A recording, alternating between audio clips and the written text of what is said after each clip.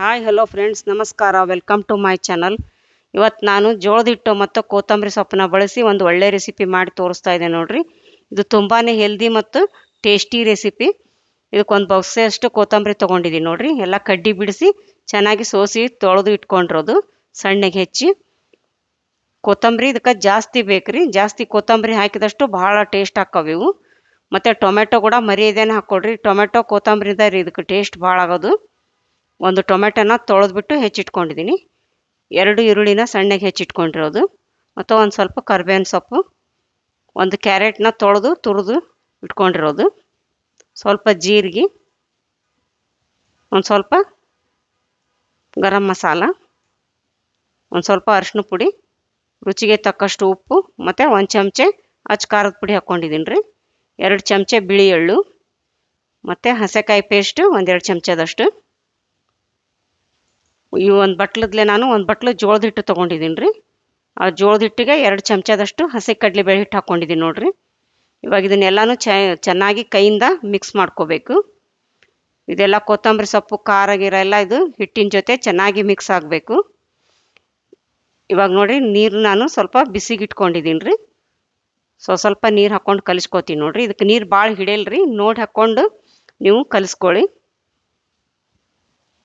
ಇವಾಗ ಈ ಥರ ನಾನು ಬಿಸಿ ನೀರನ್ನ ಹಾಕ್ಕೊಂಡು ಚೆನ್ನಾಗಿ ಇವಾಗ ಕಲಿಸ್ಕೊತಾ ಇದ್ದೀನಿ ನೋಡಿರಿ. ಚೆನ್ನಾಗಿ ನಾದ್ಕೊಂಡು ಕಲಿಸ್ಕೋಬೇಕು. ತುಂಬಾ ರುಚಿಯಾಗಿರ್ತಾವೆ ನೋಡ್ರಿ, ಮತ್ತು ಭಾಳ ಮೃದು ಹಾಕವ್ರಿ ಇವು. ಮತ್ತು ಬಾಕ್ಸಿಗೆ ಮಕ್ಕಳಿಗೆ ಕಟ್ಟಾಕ ಲಂಚ್ ಬಾಕ್ಸಿಗೆ ಚೆನ್ನಾಗಿರ್ತಾವ್ರಿ. ಇದಕ್ಕೆ ಪಲ್ಯ ಚಟ್ನಿ ಏನು ಬೇಕಾಗಂಗಿಲ್ಲ ನೋಡ್ರಿ. ಬಿಸಿ ಬಿಸಿವು ತುಪ್ಪ ಸೌರಿ ನೀವು ಹಾಗೆ ತಿನ್ನೋಕೆ ಕೊಡ್ಬೋದು, ಬಾಕ್ಸಿಗೂ ಇಟ್ಟು ಕಳಿಸ್ಬೋದು ರೀ. ಇವು ಅಷ್ಟು ರುಚಿ ಆಗ್ತಾವ್ರಿ ಇವು.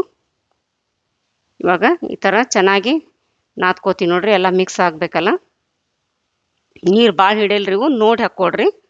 ನೀರು ನೋಡಿ ಹಾಕ್ಕೊಂಡು ನಾದ್ಕೊಡ್ರಿ. ನಾನು ಇದನ್ನು ತಟಕ್ಕೆ ಎಣ್ಣೆ ಹಾಳಿ ತೊಗೊಂಡಿದ್ದೀನಿ ರೀ. ಎಣ್ಣೆ ಹಾಳಿ ತೊಗೊಂಡು ನಾನು ಒಂದು ಉಂಡೆ ಮಾಡಿಕೊಂಡು ತಟ್ಕೊತಾ ಇದ್ದೀನಿ ನೋಡಿರಿ. ಈ ಥರ ಕೈಯಿಂದ ತಟ್ಕೊಂಡು ಮಧ್ಯ ಹೋಲ್ ಹಾಕ್ಕೊಂಡು ಬೇಯಿಸ್ಕೊತಾ ಇದ್ದೀನಿ. ನೀವು ಬೇಕಂದ್ರೆ ಬಟರ್ ಪೇಪರ್ನಲ್ಲಾದರೂ ತಟ್ಕೊಬೋದು, ಇಲ್ಲಾಂದ್ರೆ ಬಟ್ಟೆಯಲ್ಲಿ ಕೂಡ ನೀವು ತಟ್ಕೋಬೋದು ರೀ. ಇವಾಗ ನಾನು ಗ್ಯಾಸ್ ಆನ್ ಮಾಡಿಬಿಟ್ಟು ಹಂಚು ಬಿಸಿಗೆ ಇಟ್ಕೊಂಡಿದ್ದೀನಿ ನೋಡಿರಿ. ಹಂಚು ಬಿಸಿಯಾಗಿದೆ. ಇವಾಗ ಉರಿನ ಮೀಡಿಯಮ್ ಫ್ಲೇಮ್ ಇಟ್ಕೊತೀನಿ ರೀ. ಮೀಡಿಯಮ್ ಫ್ಲೇಮ್ ಇಟ್ಕೊಂಡು ಇದು ತಟ್ಟಿದ್ದನ್ನು ಹಾಕ್ಕೋತಾ ಇದ್ದೀನಿ ನೋಡಿರಿ.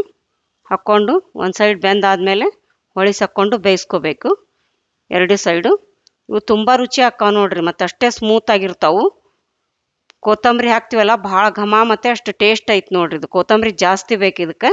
ಕೊತ್ತಂಬರಿ ಜಾಸ್ತಿ ಹಾಕಿ ಮಾಡಿದ್ರೆ ತುಂಬ ಟೇಸ್ಟ್ ಹಾಕಾವು ಇವು ನೋಡಿರಿ. ಇನ್ನೊಂದು ತಟ್ಟಿ ತೋರಿಸ್ತೀನಿ ನೋಡಿರಿ.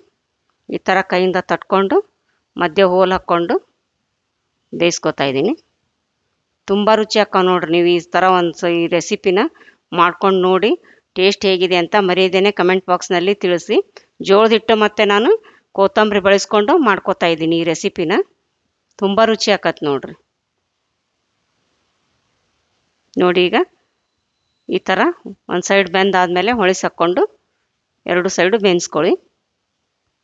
ಇವು ಲಂಚ್ ಬಾಕ್ಸಿಗೆ ಕಳ್ಸೋಕೆ ಚೆನ್ನಾಗಿರ್ತಾವೆ ನೋಡಿರಿ ಮಕ್ಕಳಿಗೆ. ಮತ್ತು ಇದಕ್ಕೆ ಚಟ್ನಿ ಪಲ್ಯ ಏನು ಬೇಕಾಗಂಗಿಲ್ಲಲ್ರಿ.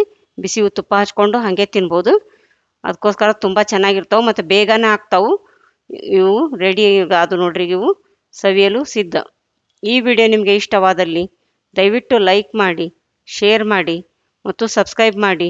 ಬೆಲ್ ಬಟನನ್ನು ಒತ್ತಿರಿ. ನೀವು ಬೆಲ್ ಬಟನ್ ಒತ್ತೋದ್ರಿಂದ ನಾನು ಹಾಕೋ ಮುಂದಿನ ವಿಡಿಯೋ ನಿಮ್ಗೆ ಮೊದಲು ಬರ್ತಾವ್ರಿ. ಧನ್ಯವಾದಗಳು.